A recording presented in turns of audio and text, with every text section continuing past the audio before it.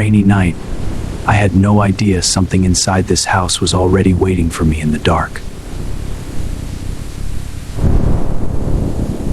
I had moved into the house only 3 days earlier, but the silence already felt deeply wrong. On the second night, I woke suddenly to the sound of someone slowly walking outside my room.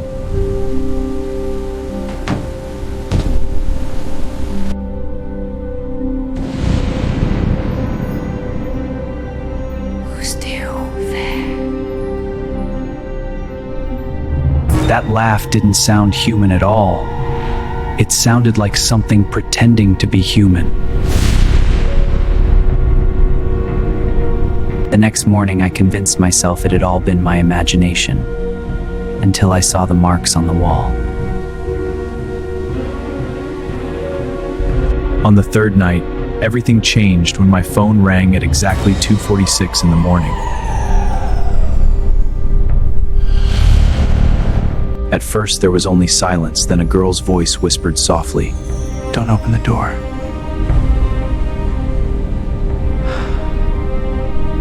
The moment the call ended, the footsteps returned outside my room, followed by 3 slow knocks.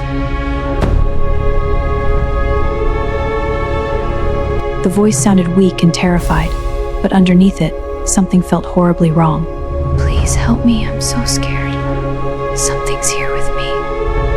When I looked beneath the door, her feet were twisted backwards like something not meant to exist.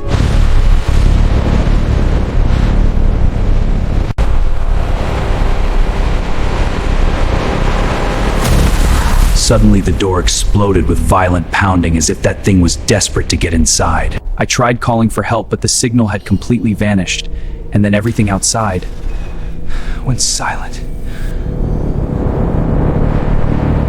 The lights died for a second, and when they came back, someone was standing outside my window. She wore a soaked white dress, but where her face should have been, there was only darkness. I couldn't move. I could only watch as she slowly placed her hand against the window. With one finger, she slowly wrote a message on the glass. "Now you've seen me." And then the entire house went black, leaving me alone with something hiding in the dark.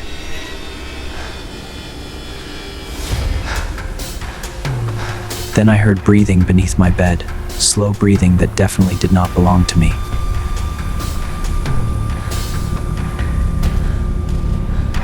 The sound kept getting closer and the bed started moving as if something was crawling under it.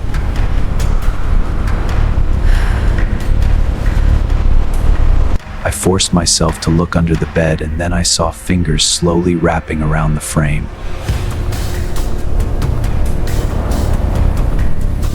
Before I could move away, something grabbed my arm from beneath the bed.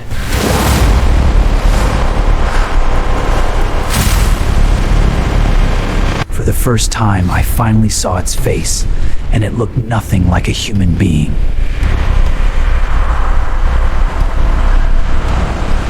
It crawled out slowly with twisted limbs, and I ran for the door before it could reach me.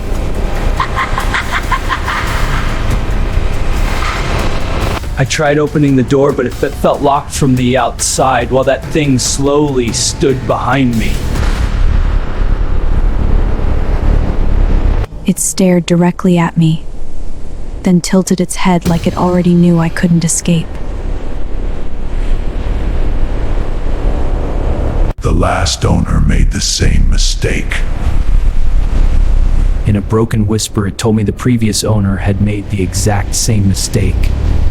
I hit the door, and suddenly opened one on its own.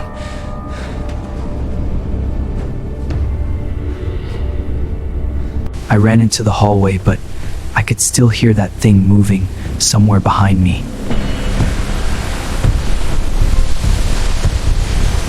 As I reached the stairs, I saw someone standing perfectly still at the bottom.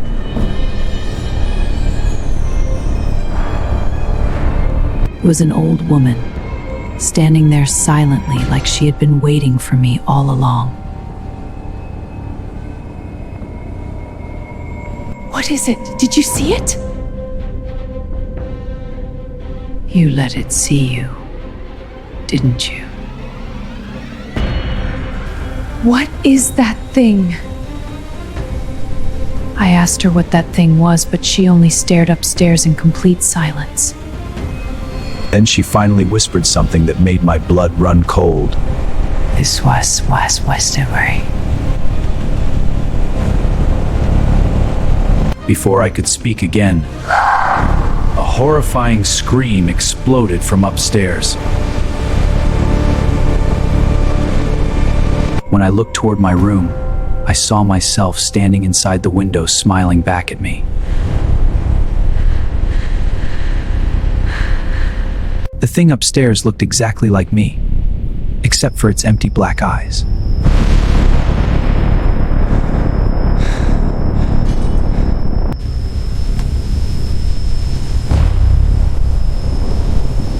Don't let it reach you before sunrise. Then suddenly every sound inside the house stopped at the exact same moment.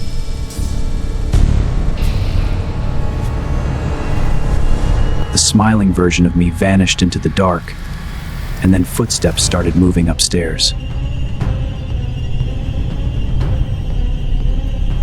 In the silence, I heard something upstairs slowly dragging its feet toward the staircase.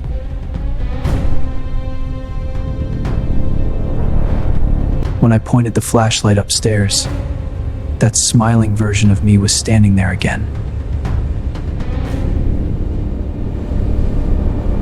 The thing looked exactly like me, but its smile kept stretching wider and wider.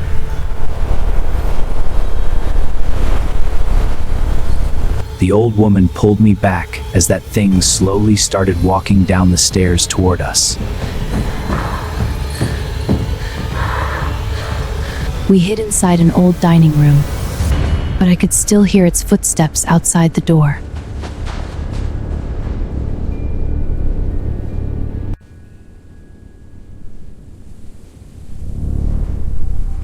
She told me to creak our creaky bar without an actor who sees his face.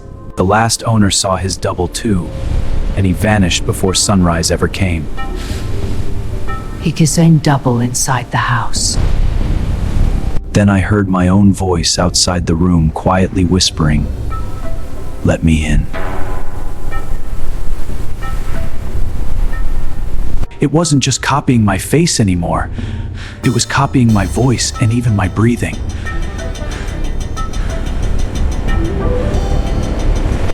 Please let it be here. Oh Lord, guide me. The old woman found an old photograph, and the girl in white was standing inside it. Written behind the picture were chilling words. If she sees you, she becomes you.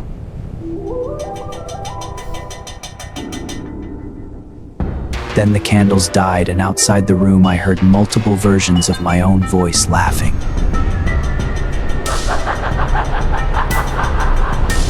When I turned toward the corner, I realized the creature was already inside the room with us. It wore my face now, but its body still moved like something completely inhuman.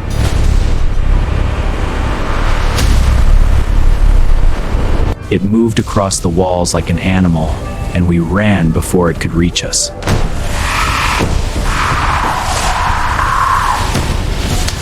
We almost reached the front door, but it slammed shut right in front of us.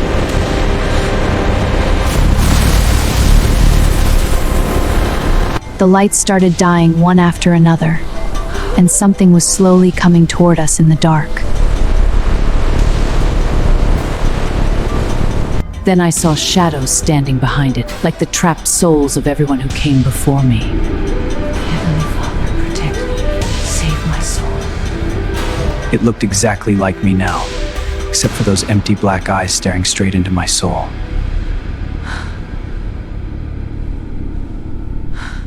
Only one of us leaves this house alive.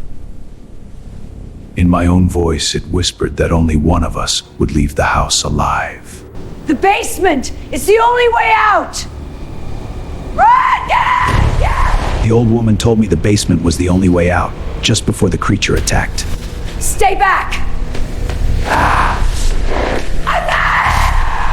I heard the old woman screaming behind me as that thing dragged her into the dark hallway. The basement was filled with covered mirrors, like someone had tried to hide every reflection.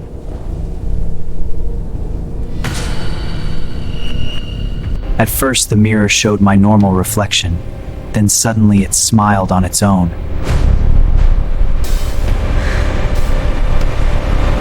Then every mirror showed the same horrifying thing. The creature wearing my face. The reflections started hitting the glass from the inside, trying to break their way out.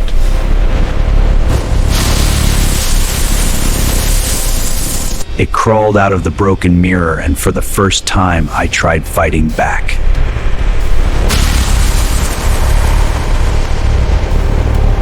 Then I heard a whisper behind me say something impossible. You were never the original. When I looked back into the mirror, the reflection was no longer me at all.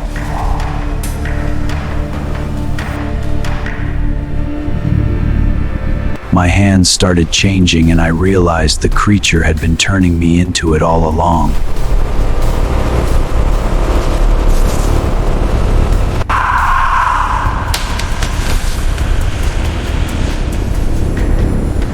The house always needed a new face. When the sun finally rose, I was no longer trying to escape the house anymore. I had become part of it.